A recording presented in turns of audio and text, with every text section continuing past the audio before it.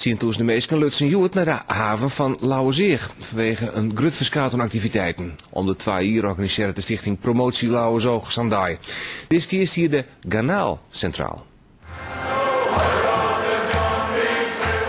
Allerhande demonstraties in en om de haven van Lauwerzeeg. Reddingsdiensten van onder de Bronwacht lieten hun kunsten zien. Men kan vis bezien en proeven zelfs. Een kok maakt het speciale geruchten van vis.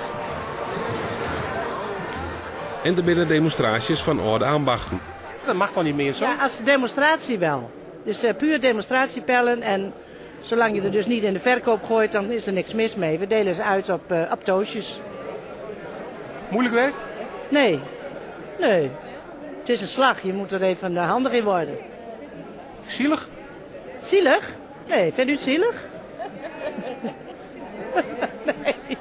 Nee, ik vind het niet zielig.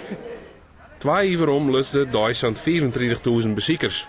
De organisatie verwacht dat aantal jood werd te heljen. Nou, de belangstelling is super eigenlijk, boven verwachting. Het waarbericht ziet er al een beetje om. Het ligt goed. De politie krijgt schatting die tussen de 15.000 en 20.000 mensen, wat er nou al is. Waarom deze dag? Nou, om de kanaal te promoten. Dat kun je haast niet zien als je in de veerslag omstapt. Bij mensen een kanalenpijl, mensen met kanaal niet. Dat is zo vol mogelijk. Maar een Hollandse avond zal de dag van de jong afsletten worden. En dan zag je het Frieske Nijs van Joet. Daar ik het waar met John Havinga en daarna meld ik me weer maar de sport. Want